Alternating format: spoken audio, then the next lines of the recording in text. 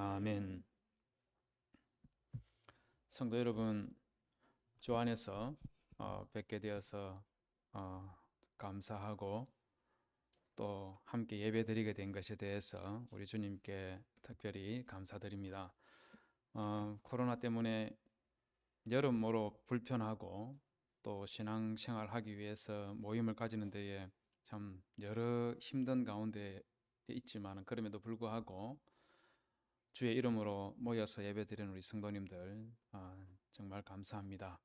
또 가정에 그리고 생업 가운데서도 많은 어려움과 불편함이 있을 텐데 그런 가운데서도 굴하지 아니하고 주 앞에서 살아가시는 여러분들 진심으로 감사드립니다. 코로나를 2년 정도 지내면서 우리에게 좀 절박하게 다가오는 것 중에 하나가 우리의 신앙의 정절을 참 잘 지켜야 되겠다 하는 그런 생각이 더 많이 되는 것 같습니다. 그런 차원에서 생각할 때 오늘 읽은 말씀 속에서 등장하는 이 갈렙이 하나님 앞에서 가졌던 모습이 정말 우리에게는 모델이 되었으면 하는 그런 마음을 저는 가지고 있습니다. 오늘 읽은 말씀 여호수아 14장은 12절에서 볼 수 있는 것처럼 이 산지를 내게 주소서라는 말로 유명한 본문입니다. 여러분 아시다시피 이 산지를 내게 주소서 하는 이 CCM 찬양 다들 알고 계시죠, 그죠? 어떤 분들은 이 산지를 내게 주소서라는 이 말을 여호수아가 한 것으로 생각하는 사람들이 따끔씩 있는데 이 말은 갈렙이 85살 때에 했던 말입니다. 85살이면 여러분 아무리 요즘 우리 백세 인생을 산다 하더라도 85살쯤 되면 이제 언제든지 천국으로 떠날 수 있는 그런 연배이지 않습니까? 언제 하나님께서 부르실지 알 수 없는 그런 연배가 85살입니다. 여러분 그런 연세 많으신 분이 여러분 주변에 있으면 그런 분들 볼 때마다 여러분들의 마음에는 어떤 생각이 듭니까? 뭐 생각 나고 뭐 하는 그런 게 있었습니까? 그냥 아무 생각이 없었습니까? 그냥 아무 생각이 없지요. 뭐 특별히 존경하고 존중하는 그런 마음 생기지도 않고 그냥 있는지 없는지 별 생각 없이 대하는 그런 연배가 또 60, 85세 이런 연배의 어르신들 아닌가 그런 생각이 됩니다. 그런데 이 갈렙은 연세가 85살이 되었음에도 불구하고 이스라엘 백성들과 유다 지파로부터 절대적인 존경과 그리고 그 말 한마디 한마디가 끼치는 그 영향력 있지 않습니까? 이게 정말 대단한 사람이었습니다. 성경에 등장하는 인물이니까 당연히 그러하겠지 이렇게 생각할지 모르겠어요. 그러나 이 갈렙은 알고 보면 이 갈렙은 이스라엘 민족 출신이 아니고 또 유다 지파 사람도 아니고 이방인 출신이었습니다. 우리 성경 출애굽기 12장 38절에 보면 저기 보면 이스라엘 백성들이 출애굽할 때 이스라엘 백성들과 함께 따라 나온 타민족 사람들이 있었습니다. 38절에 보면 중다한 잡족이 함께 하였다고 그렇게 기록하고 있죠. 여러분 이 영어 성경이나 히브리어 성경에서는요 그냥 많은 다른 민족들 이렇게 기록해 놨는데 우리 한글 성경에서는 이것을 중다한 잡족이라고 했습니다. 여러분 잡자가 들어가면 좋은 말입니까 나쁜 말입니까? 잡자가 들어가면 일단 안 좋은 표현입니다. 우리가 즐겨 먹는 잡채 그 유래가 원래는 당면에다가 집에 있는 음식 찌꺼기 이것을 섞어서 만든 게 그게 잡채입니다. 이 말 하면 또 잡채 싫어할지 모르겠는데 원래 시작은 그랬다는 겁니다. 뿐만 아니고 잡자는 여러 가지 잡다한 반찬 재료를 넣었다 하는 그런 의미에서 잡채라는 그런 말이 나오게 된 거죠. 뭐 여기에 대해 가지고 다른 말들도 많이 있지 않습니까? 잡 더하기 뭐 놈자가 들어가면 제가 강대상에서 분명히 떼어놨기 때문에 욕한 적이 없습니다. 잡 더하기 놈이라고 했습니다. 이건 욕이죠, 그죠? 이보다 더 심한 것도 있습니다. 잡 더하기 연자가 들어가면 이건 뭐 심각하지 이런 말 쓰는 사람들하고는 교제하면은 별로 도움될 거 하나도 없습니다. 바로 절연으로 들어가야 되는 겁니다. 우리 민족이 좀 뭐랄까요, 이 남으로부터 남들이 나를 좀 무시하거나 모욕하면 굉장히 싫어하는 그런 성향을 가지고 있는 것이 우리 민족인데, 그러면서 동시에 타민족에 대해서 정말 뭐라 그럴까요? 상상 이상으로 무시하고 멸시하는 그런 성향을 가지고 있는 민족이 또한 우리 민족입니다. 여러분 주위에 동남아에서 온 그런 분들 한 번씩 볼 때 있지 않습니까? 그럴 때 여러분들 스스로 마음속에 느끼는 그대로 생각하시면 됩니다. 그런 성향을 가지고 있다 보니까 성경을 번역하면서 많은 다른 민족이라고 그렇게 번역해야 될 것을 중다한 잡족이라고 그렇게 번역해 버린 거죠. 이렇게 하면 안 되는 건데 어쨌든 그렇게 돼 버렸습니다. 그런데 갈렙 같은 경우는 잡족 출신의 잡 더하기 놈, 잡놈이라고 불려도 될 만한 그런 사람이었습니다. 왜 그러냐면 우리 읽었던 여호수아 14장 6절에 보면은 이 갈렙을 누구라고 말하고 있냐면, 갈렙을 두고 그니스 사람 여분네 아들 갈렙이라고 그렇게 말하고 있습니다. 여분네 아들인데 이 여분네와 갈렙은 어느 민족 출신이라고 말하고 있냐면 그니스 사람이라고 그렇게 말했습니다. 여러분, 이 그니스 사람이 또 누구냐면 창세기 15장에 보면 하나님께서 아브라함에게 가나안 땅을 내 후손에게 주겠다고 그렇게 약속을 하실 때 지금 당장 준다고 말씀하지 않고 400년 뒤에 주겠다고 그렇게 약속했습니다. 400년 뒤에 주겠다고 약속하셨던 유일한 이유가 무엇이냐면 아브라함에게 무슨 문제가 있었어가 아니고 아브라함에게 줄 그 가나안 땅에 살고 있는 사람들의 죄악이 관영치 아니하였기 때문이라고 그렇게 말하고 있습니다. 여러분, 제가 관영치 아니했다, 이런 말이 무슨 말이냐면 제 이 정도를 이 퍼센트로 말하는 것은 적절하진 않지만 관영치 않았다 하는 말은 100%꽉 차지 않았다는 말이에요. 90%일지 95%가 있는지는 우리가 알 수가 없지만 100%꽉 차지 않았다는 겁니다. 이 100%꽉 찼으면 아브라함 때 하나님께서 소돔과 고모라를 멸망시켰지 않습니까? 그것처럼 멸망시킬 텐데 아직 그 정도가 되지 않았기 때문에 죄악이 꽉 차는 시기가 400년 뒤인데 그때 가나안 땅을 아브라함의 후손에게 주겠다고 그렇게 말한 겁니다. 자, 그러면 생각해 보십시오. 하나님께서 가나안 땅에 살고 있는 사람들, 아직 죄악이 관영치 아니한 이 민족들 10개의 민족을 창세기 15장 18절 19절 그 이하에서 말씀하고 있는데, 그때 두 번째로 언급되는 민족이 바로 그니스 족속입니다. 그럼 한번 생각해 보십시오. 이제 이스라엘 백성들이 가나안 땅으로 들어가는 그 즈음에 가나안 땅에 살고 있었던 이 그니스 족속의 죄는 가득 찼다고 봐야 되겠습니까? 덜 찼다고 봐야 되겠습니까? 가득 찼기 때문에 하나님께서 그 민족들을 몰아내고 이스라엘 백성들에게 주는 거 아니겠어요? 마치 소돔과 고모라 사람들과 동일하게 죄악으로 가득 차 있는 민족이 그니스 족속인데 갈렙은 그 그니스 족속 출신이라는 겁니다. 그러니 한번 생각해 보십시오. 갈렙은 잡족 출신이라고 불려도 될 만한 사람이라는 거죠. 자, 그런데 이런 갈렙이 이스라엘 백성들과 함께 출애굽을 해서 1년이 지난 후에 하나님께서 가나안 땅으로 12 정탐꾼을 보낼 때 유다 지파의 대표로 뽑혀서 가게 됐습니다. 정탐꾼을 하니까 우리는 무엇부터 생각하느냐면, 이 스파이들은 원래 싸움질 잘하고 술 많이 마시고 나쁜 짓 많이 하는 그런 애들 훈련 잘 시켜가지고 그래서 스파이로 보내더라, 이런 생각, 선입견을 가질 수가 있어요. 그러다 보면 갈렙도 역시 잡족 출신 맞구나 이런 생각할지 모르겠어요. 그런데 여러분, 민수기 13장 1절에서부터 보면은 그 정탐꾼들을 보낼 때 정탐꾼들의 자격을 말하고 있는데, 여기 보시면 2절과 3절에 보면 어떤 사람을 정탐꾼으로 보내라고 말하고 있냐면 각 지파 중에서 뽑는데 어떤 사람을 뽑으라고 있습니까? 2절에는 누구라고 하고 있습니까? 지휘관 된 자. 3절에서는 어떤 사람을 하고 있습니까? 각 지파 중에 수령된 자라고 그렇게 말하고 있어요. 여러분, 갈렙이 출애굽한 지 1년 만에 유다 지파의 지휘관이 되어 있고 수령 중에 한 명이 되어 있다는 겁니다. 비결이 뭐겠어요? 비결이 무엇이겠습니까?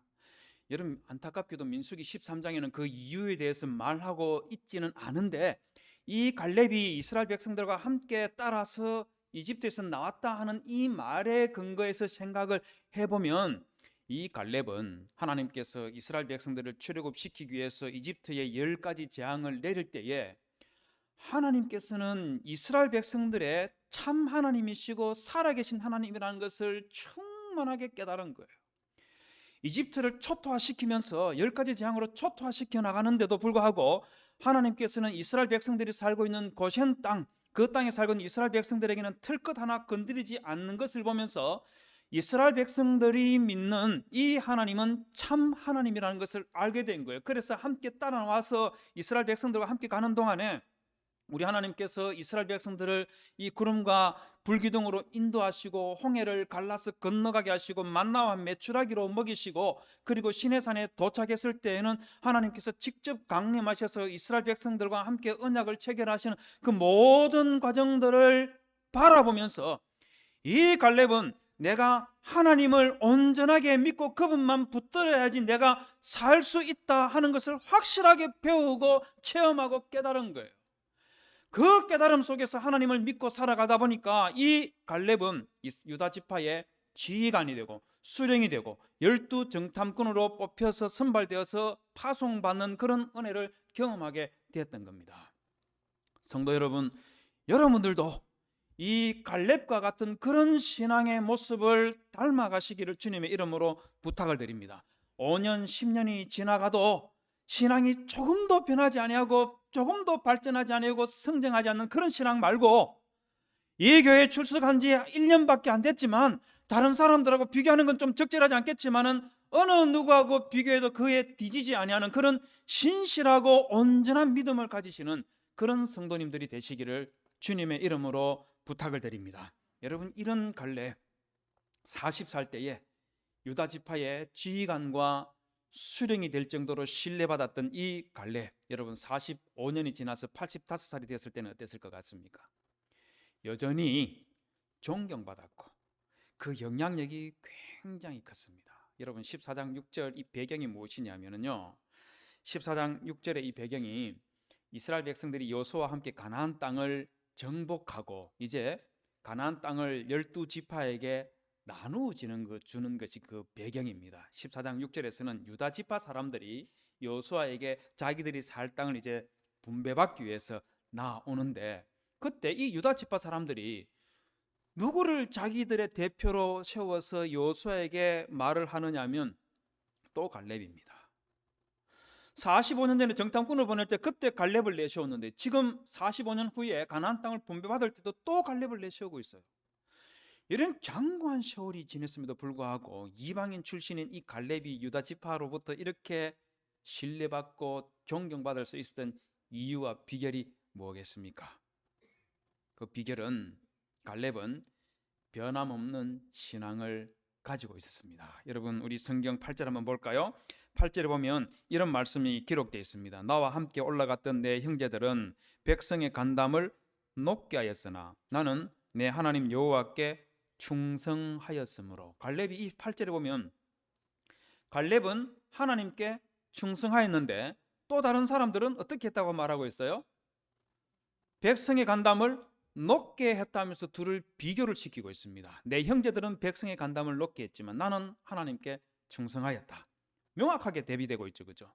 그럼 이 대비되는 백성의 간담을 높게 했지만 나는 충성했다고 말한 이 일, 무슨 일을 두고 말할 것 같습니까? 무슨 일을 두고 말할 것 같아요? 여러분 7절에 보면 내 나이 40세에 하면서 시작하고 있죠. 내 나이 40세에 모세 여호와의 종 모세가 가데스 바네에서 나를 보내어 이 땅을 정탐하게 하였으므로라는 말을 하고 난 다음에 8절로 가는 것을 보면 무슨 사건을 두고 말하고 있는 것 같습니까? 바로 가나안 정탐꾼 사건을 두고 말하는 거예요. 여러분, 그 가나안 정탐꾼 사건 때 이 10명의 정탐꾼들이요, 정말로 이스라엘 백성들의 간담을 완전히 녹아버리게 그렇게 만들었습니다. 민수기 13장 22절에 보면 이 정탐꾼들이 헤브론 지역을 정탐하다 거기에 아낙 자손 대장부들이 있는 것을 보고요, 그리고 나서 돌아와서 32장과 33장에서 이스라엘 백성들에게 보고하기를 뭐라고 말하냐면, 헤브론에는 신체가 건장한 아낙 자손 네피림 후손들이 있는 것을 보았습니다. 이렇게 말하고 나서 그 다음에 뭐라고 하고 있냐면, 우리는 스스로 보기에 뭐 같다고요? 메뚜기 같다 했습니다. 메뚜기. 여러분, 우리 메뚜기 잘 알고 있지 않습니까? 우리 사람 새끼손가락 2마디 정도밖에 안 되는 그런 놈이 메뚜기잖아요. 여러분, 이게 메뚜기인데 이 열 정탐꾼들이 자기 자신을 얼마나 초라하게 생각하고 얼마나 자기 자신을 이 뭐랄까요, 이 낮춰봤던지, 거기에 살고 있는 그 사람들하고 우리하고 비교했을 때 우리는 메뚜기에 지나지 않습니다. 이렇게 말하면서 우리가 그 땅에 들어가면 다 죽습니다. 한 명도 못 살고 전부 다 죽습니다. 이렇게 보고를 했습니다. 그 바람에 이스라엘 백성들이요, 그날 밤에 밤새도록 울었습니다. 밤새도록 울면서, 야, 우리가 모세 말고 다른 지도자를 채워서 이집트로 되돌아가자. 하나님께서 우리에게 구원의 은총을 베풀어 주기 위해서 내려줬던 10가지 재앙, 구름과 불기둥, 만나와 메추라, 이거 다 필요 없고 이집트로 돌아가자 하면서 하나님께서 자기 자신들을 구원해 주신 그 모든 것들을 부정하는 그런 엄청난 사건들이 이 밤에 일어났었습니다. 그러다 보니까 갈렙이 백성의 간담을 높게 하였다, 이렇게 말을 한 거죠. 여러분, 그런데 그때 갈렙은 뭐라고 보고했는지 아십니까? 민수기 14장 9절에 보면 갈렙이 그 동일한 헤브론의 아낙 자손들을 두고 이렇게 말합니다. 다만 여호와를 거역하지 말라. 또 그 땅 백성을 두려워하지 말라. 그들은 뭐라고요? 우리의 먹이라. 그들은 우리의 먹이라. 열 정탐꾼들이 보기에는 우리는 그들 보기에 메뚜기지에 지나지 않는다, 이렇게 말할 때 갈렙은 동일한 헤브론에 있는 아낙 자손들 두고, 아니다, 우리가 메뚜기가 아니고 오히려 그들이 먹이에 지나지 않는다. 우리 사람이 먹는 것은 먹이라고 하지 않고 밥이라고 하죠. 그들은 우리의 밥에 지나지 않는다, 이렇게 말했던 거예요. 성도 여러분, 저는 여러분들도 이런 시선을 가지고 있어야 된다고 생각을 합니다. 여러분, 코로나가 쉽지 않고 만만치 않고 우리 모두를 힘들게 하지만, 여러분, 이런 것들을 두고 이 코로나를 두고 말입니다, 우리는 메뚜기에 지나지 않습니다. 이렇게 말하는 열정탐꾼 같은 그런 삶의 모습이 아니라, 하나님, 이것들은 나에게 밥에 지나지 않습니다, 말할 수 있는 그런 신앙의 이 담대함을 성도 여러분들도 가지시기를 주님의 이름으로 부탁을 드립니다. 여러분, 45년이 지나고 나서도 갈렙은 동일했어요. 여호수아 14장 12절에 보면 그 땅의 헤브론에 아낙 자손들이 여전히 있음에도 불구하고 갈렙이 이 산지를 내게 주소서, 그렇게 말하면서 12절 제일 마지막에 이렇게 말합니다. 내가 여호와께서 말씀하신 대로 그들을 쫓아내리이다. 그들을 쫓아낼 수 있다는 거예요. 이 말을 민수기 14장 9절에서 했던 이 갈렙의 말과 합쳐서 다시 생각해 보면, 이들을 쫓아낼 수 있다는 이 말은 무슨 말이겠어요? 무슨 말이겠습니까? 헤브론에 있는 이 아낙 자손들은 지금도 갈렙에게는 여전히 밥에 지나지 않는다는 거예요. 45년 전에 그들은 갈렙에게 밥에 지나지 않는다, 먹이에 지나지 않는다, 이렇게 말했는데 45년이 지난 지금도 그들은 여전히 나에게 먹이에 지나지 않기 때문에 이들을 쫓아낼 수 있다는 거예요. 여러분, 갈렙이 이렇게 말할 수 있었던 이유와 비결이 뭐겠습니까? 갈렙에게 엄청난 힘이 있었기 때문일까요? 아니면 갈렙이 많이 배웠기 때문에 그렇겠습니까? 아니면 갈렙에게 재산이 엄청나게 많았기 때문에, 그래서 헤브론에 있는 아낙 자손들은 나에게 그냥 밥에 지나지 않습니다, 이렇게 말할 수 있었던 거예요? 그런 겁니까? 아닙니다. 여러분, 헤브론의 아낙 자손들이 갈렙에게 밥에 지나지 않았던 그 이유가 어디 있냐면요, 여러분 보십시오.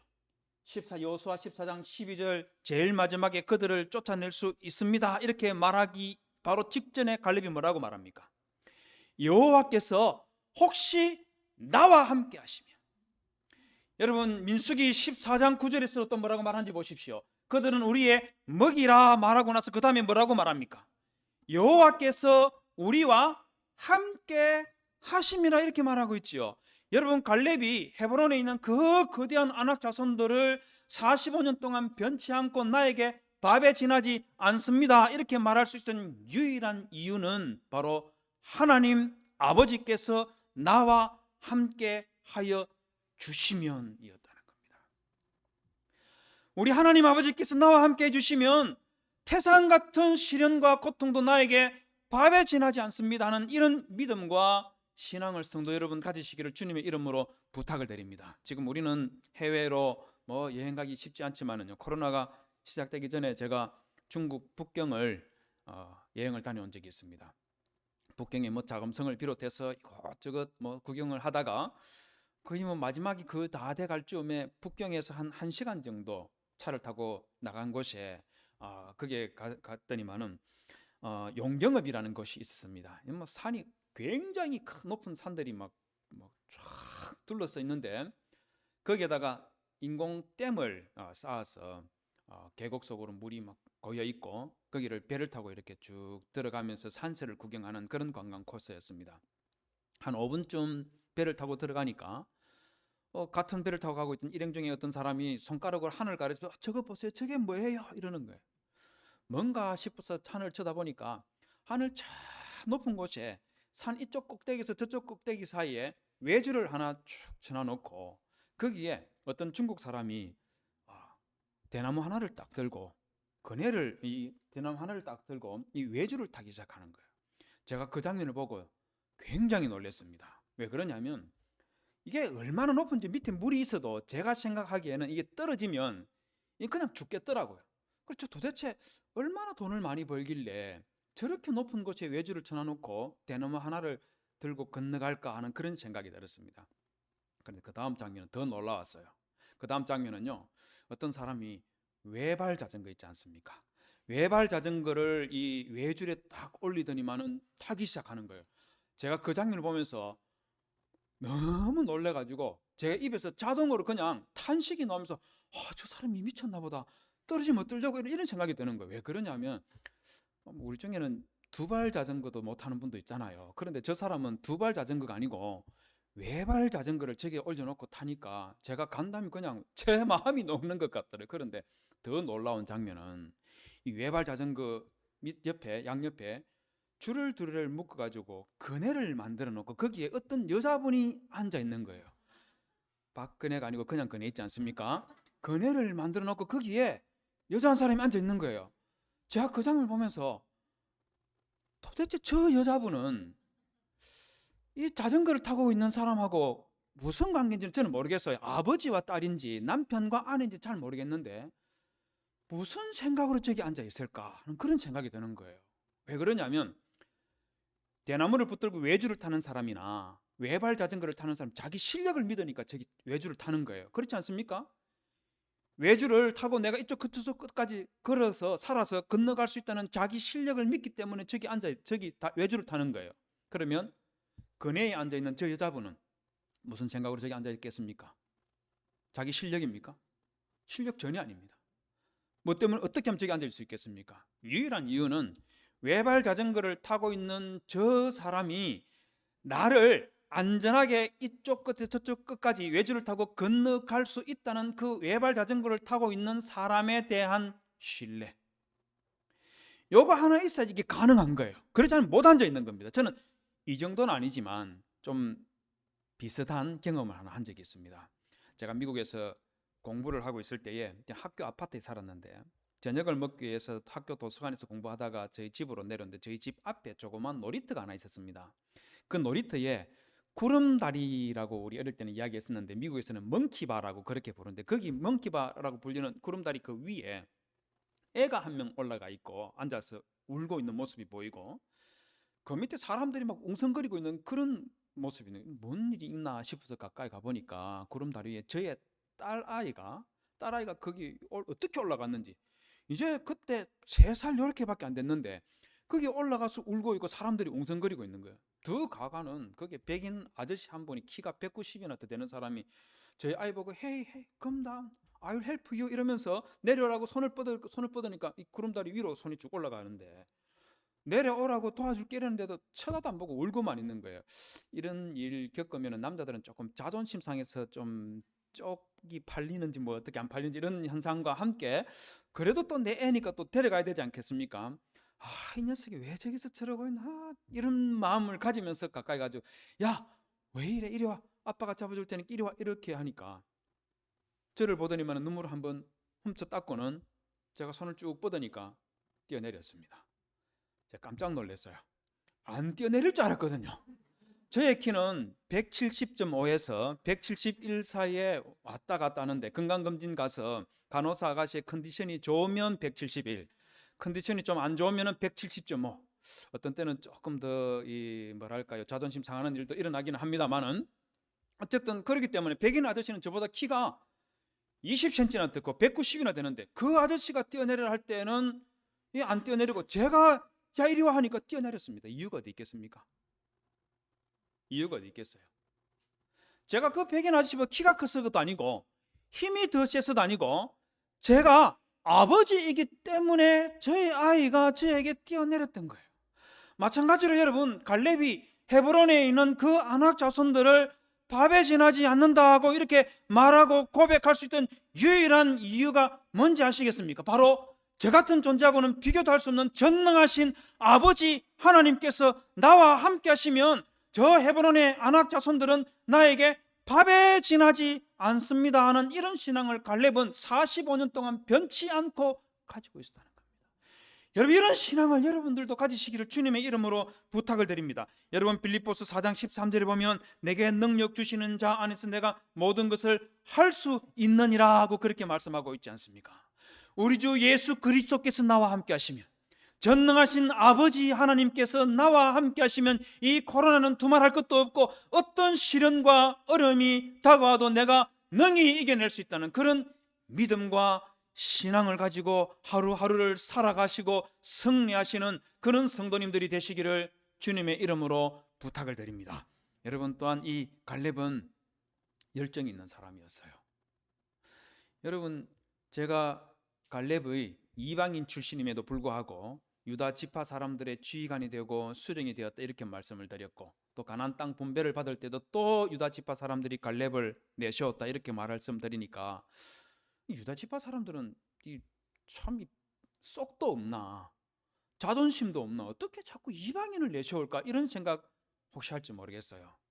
여러분, 그러나 유다 지파 사람들은요 지혜로운 사람들이었습니다. 여러분, 지혜라고 하면 어떤 게 지혜일 것 같습니까? 어렵고 힘든 일, 어떤 일들이 있으면은 순발력이 좋아가지고 말입니다, 그것들을 잘 처리해 나가는 이런 걸 지혜라고 말할 수 있겠죠. 이것도 지혜 맞습니다. 그런데 진짜 지혜는 무엇이냐면 나 혼자 하는 것보다 다른 사람들과 함께 힘을 모으면 더 큰 일을 해낼 수 있고 더 큰 어려움도 능히 이겨낼 수 있다는 이런 것을 알고 협력해 줄 줄도 알고 협력을 이끌어낼 줄도 아는, 여러분, 이런 사람이 진짜 지혜로운 사람입니다. 유다 지파가 그런 사람이었습니다.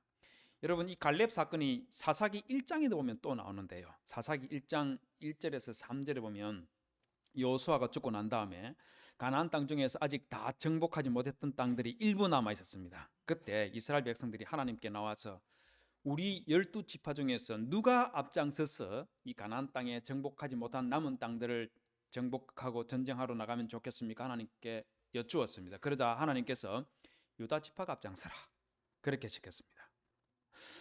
여러분, 그러자 유다 지파가요 의외의 행동을 합니다.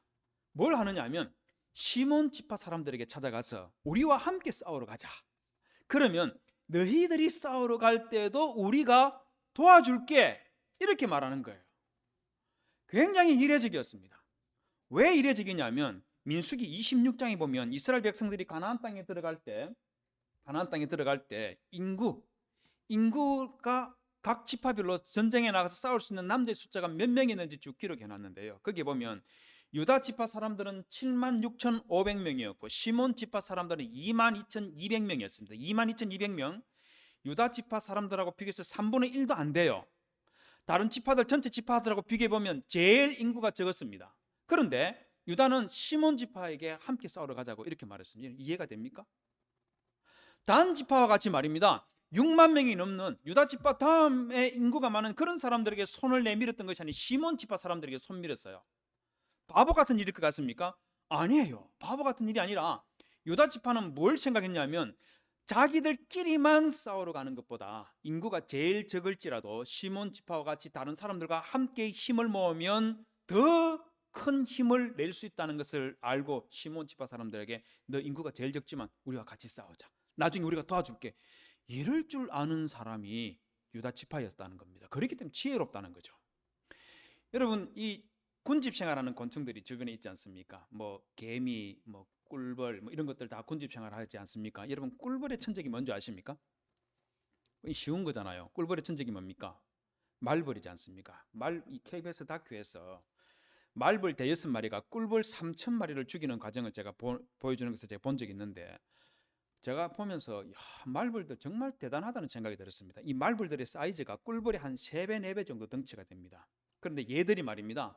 2-3시간 만에 3천 마리를 다 죽여버리는 거예요. 처음에 보면서 와, 말벌 대단하다 이렇게 생각하다가 시간이 지날수록 말벌이 대단한 게 아니고 꿀벌이 더 대단하다는 생각이 들었습니다. 왜냐하면 3천 마리나 되는 놈이 어떻게 대여섯 마리에게 전부 다 죽어줄 수가 있을까? 이게 너무 신기한 거예요. 어떻게 하면 3천 마리가 이게 300마리도 아니고 말이에요. 30마리도 아니고 대여섯 마리에게 다 죽어줄 수 있을까?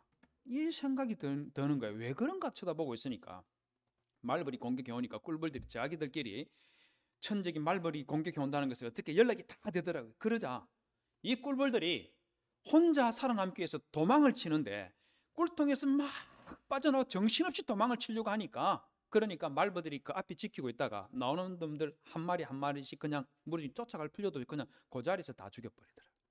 제가 저 장면을 보면서 3천 마리 아니라 30만 마리라도 자기 혼자 살겠다고 흩어지기 시작하면 이거 숫자가 아무것도 아니구나. 자, 그걸 절절히 느꼈어요. 여러분, 이거 우리 인간의 삶에서도 마찬가지입니다. 여러분들 가정에 힘들고 어려운 일이 일어났을 때 부모와 자식이 마음이 나눠지고 남편과 아내의 마음이 나눠지면 그 가정 무너지는 거, 이건 일도 아닙니다. 교회도 마찬가지예요. 교회에 힘들고 어려운 일 없을 수가 있습니까? 그런 일 챙길 때마다 여러분 마음들이 나눠지면 여러분이 올고든 교회 성도 3천 명이 아니라 30만 명이 있어도 이 교회 무너지는 거 일도 아닌 거예요. 여러분, 그런데 개미는 다르다는 거 아십니까? 개미의 천적이 뭔지 아세요? 개미의 천적이 뭐겠습니까?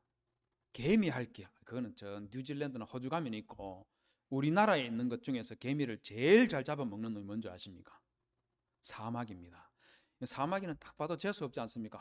그 징그러운 세모 대가리 딱 보는 순간에 우린 그냥 몸이 굳어버립니다. 뭐 바퀴벌레 같은 이런 놈들은 막 징그러워도 말인데 책 가지고 어떻게 막 탁 치고는 눈 감고 치고는 뭐 어떻게 쓸어 담아서 버릴 수 있지만 사마귀를 딱 보는 순간 온몸이 얼어버려요. 그래서 남편이 올 때까지 기다리든지 아니면 큰아들 올 때까지 기다려야지 이거 처리할 수 있죠. 이건 뭐 손도 못 씁니다. 그런데 얘들이 개미를 그렇게 잘 잡아먹습니다. 그런데 이 사마귀, 제가 KBS 다큐가 그게 어떤 거였냐면 물고기, 곤충 이런 것들이 태어나서 성장해서 성충이 되어서 짝짓기를 하고 그리고 또 새로운 자식들이 생겨난 이런 것들을 쭉 보여주는데, 사마귀 애들은 진짜 너무 징그러운 놈인 것들이에요.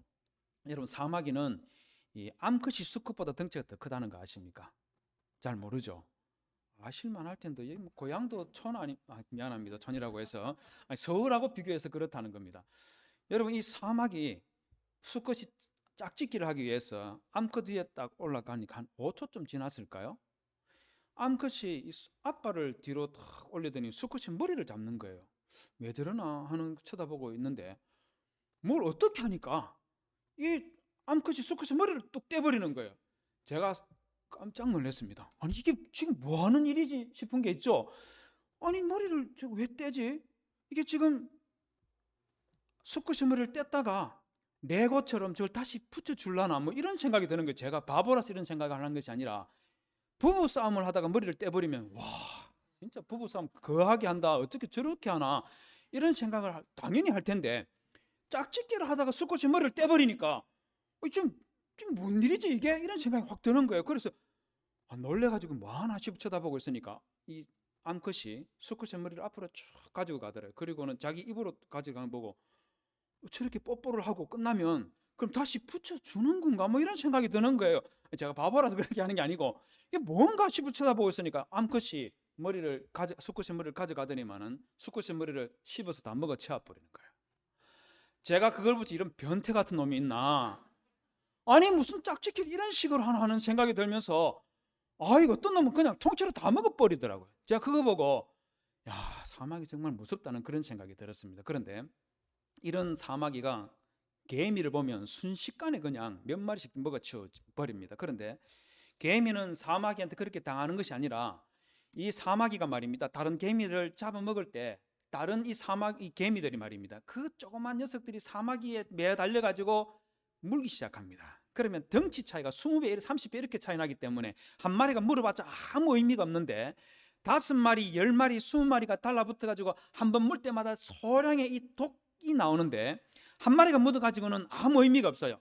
그런데 10마리, 20마리가 한 번 물고 두 번 물고 계속 달라들어서 덤벼들어서 무니까 결국은 사마귀가 중독이 되어서 쓰러지고 죽고 해체해서 겨울 양식으로 만들어 버리더라고요. 여러분 참 놀랍다는 생각 들지 않습니까? 함께 힘을 모으니까 자기 덩치보다 20배, 30배나 더 큰 녀석을 물리치더라는 거죠. 이게 인생 아니겠어요? 이스라엘 백성들, 유다 지파 사람들이 이랬다는 겁니다. 그런데 여러분 이 유다 지파 사람들 격려하고 자극해서 헤브론을 점령하는데 결정적인 역할을 한 사람이 누군지 아십니까? 그 사람이 바로 갈렙입니다. 여러분 성경 보면 아주 독특한 부분이 있어요. 여호수아 15장 13절과 15절에 보면 헤브론을 여호수아가 갈렙에게 줬다고 말하고 있고, 그리고 갈렙이 거기에 있는 셰세와 아이만과 달메를 쫓아냈다고 그렇게 말하고 있습니다. 그런데 사사기 1장 10절에 보면 유다 지파 사람들이 헤브론을 공격해서 정복했고 셰세와 아이만과 달메도 유다 지파 사람들이 쫓아냈다 그렇게 말하고 있어요. 둘이 내용이 진술이 달라요. 왜 이런 일이 났겠습니까? 왜 그랬을까요? 여러분 헤브론을 공격하고 점령하고 셰세와 아이만과 달메를 쫓아낸 지파 유다 지파 맞아요. 그런데 사사기는 유다 지파를 강조하기 위해서 유다 지파가 이렇게 해놨다고 말하고 있는데 반해서 여호수아 15장에서는 유다 지파가 한 건 맞지만 그들이 헤브론을 점령하고 거기 있는 사람들을 몰아내는데 결정적인 역할을 한 사람이 갈렙이기 때문에 갈렙이 이렇게 했다 하고 여호수아 15장에서는 기록해놓고 있습니다. 그런데 여러분 이 갈렙이요 정말 이 유다 지파 사람들이 제대로 신앙생활 하기 위해서 정말 엄청난 모습을 보여줬었습니다. 여호수아 14장에 보면 갈렙이 40살 때하고 85살 때를 비교하는 표현이 굉장히 많이 나옵니다. 한번 볼까요? 여기 보시면 7절에 보면 내 나이 40세에 9절에 그날에 10절에 이제 보소서 이 45년 동안에 오늘 내가 85세로 돼 11절에 모세가 나를 보내던 날 45년 전입니다. 가 같이 오늘도 그때나 지금이나 12절에 그날에 여호와께서 말씀하신 이 산지를 지금 내게 주소서 당신도 그날에 들으셨거니와 14절에 보면 오늘까지 이르렀으니 하면서 그날 45년 전과 45년 이후를 지금 비교하는 표현을 굉장히 많이 쓰고 있습니다. 이걸 통해서 갈렙의 신앙이 변치 않았다는 것을 첫 번째로 보여주고 있습니다. 두 번째로 보여주는 게 뭐냐면 갈렙의 열정을 보여주고 있는 거예요. 자, 여러분 한번 생각해 보십시오. 자, 12절에 보면 이 산지를 내게 주소서 갈렙이 말했지 않습니까? 그 말을 하고 있는 갈렙의 모습을 한번 상상해 보십시오. 어떤 모습이었을 것 같아요? 갈렙 모습 한번 상상해 보십시오. 어떤 모습이었겠습니까? 85살이니까 백발이 성성한 노인네가 말입니다. 허리가 구부러져 가지고 지팡이를 짚고 여호수아에게 나가가지고 다 죽어가는 그런 목소리로 이 산지를 내게 주소서라고 했을까요? 아니면 노장답게 말입니다. 쩌렁쩌렁한 목소리로 이 산지를 내게 주소서라고 말했을까요? 둘 중에 어느 것일 것 같습니까? 다 죽어가는 목소리, 노장, 어느 것일 것 같아요? 저는 노장이라고 생각합니다. 근거가 있습니다. 여러분 11절에 보면 이런 말을 하고 있습니다. 11절에 보면 11절 한번 볼까요? 모세가 나를 보내던 날과 같이 오늘도 내가 여전히 강건하니. 다시 한번 볼까요? 모세가 보내던 날과 같이 오늘도 내가 여전히 강건하니 내 힘이 그때나 지금이나 어떻다고요? 같아서라고 했습니다. 여러분 이거 대단한 말이지 않습니까? 의미가 뭔지 모르겠어요. 85살 된 노인네가 40살 때의 힘과 지금 현재의 힘을 비교해 보니까 그때나 지금이나 똑같다고 말하고 있어요. 가능한 일입니까? 여러분 주변에 85살 연세 되신 분들 있지 않습니까? 85살 되신 분은 아니라더라도 70이 되신 어르신들 한번 생각해 보십시오. 내 힘이 40살 때 비교했을 때 같은 사람 주변에 있습니까? 없어요. 여기가 쉬운 일이 아니에요. 여러분 저는 하루에 매일 30분씩 운동을 합니다. 30분씩 운동을 하는데 하루는 웨이트 트레이닝을 하고 하루는 달리기를 하는데 여러분 보시기에는 좀 다르게 제가 제법 많이 달립니다. 30분 동안 5km를 달리고 웨이트 트레이닝 할 때는 누워서 드는 역기 있지 않습니까? 85kg짜리 40회씩 듭니다. 놀라지를 않으시는 거 보니까 그 정도 뭐 식은 죽먹기 이겁니까? 여러분 요 청년들 덩치 좋은 청년들한테 60kg짜리 들으라 하면 쉽지 않아요. 그렇지 않습니까? 청년들 있습니까? 한 40kg?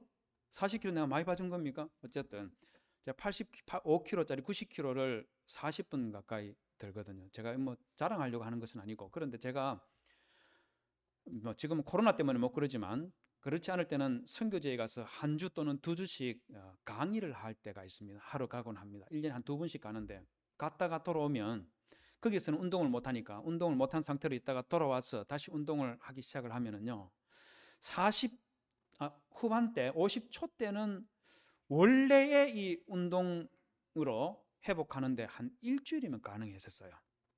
제가 이제 한국 나이로 60입니다. 60인데 지금은 어떨 것 같습니까? 지금은 어떨 것 같습니까? 선교제에 가서 일주일, 2주일 강의하고 돌아와서 평상시대로 운동을 하려고 하면 50 초반까지는 일주일이면 지금은 한 달, 두 달이 걸립니다. 제가 그걸 보면서 말입니다. 저걸 보면서 내가 절실히 느끼는 게 있어요. 사람이 말입니다. 건강하게 살기 위해서 아무리 발버둥을 쳐도 나이는 이길 수가 없다. 절대로 못 이긴다. 제가 절절히 깨닫고 있습니다. 그러면 갈렙 한번 생각해 보십시오. 85살인데 40살과 똑같은 힘을 가지고 있으면 어떻게 살았겠어요? 어떻게 살았겠습니까? 하루도 빠지지 않고 운동하고 말입니다. 싸움이나 출입에 감당할 수 있다고 말한 거 보면 매일같이 전쟁하기 위해서 싸우기 위해서 그렇게 훈련을 했다 그 말이지 않겠습니까? 여러분 이스라엘 백성들이 살았던 저 광야 한번 보십시오. 광야가요 이게 보통이 아닙니다. 광야가요 말 그대로 저건 광야가 아니죠. 이 광야 그때 악비 속에 여러분 30분만 서 있으면 못 견디는 곳이 그런 곳이 광야입니다.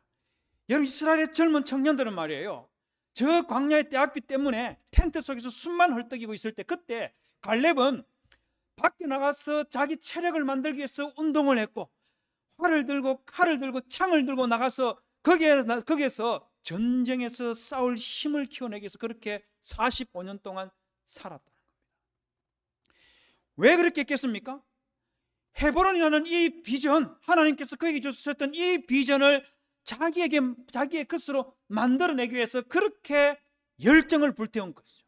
청춘을 불사르고 삶의 에너지를 쏟아붓는 그런 모습을 45년 동안 했다는 겁니다.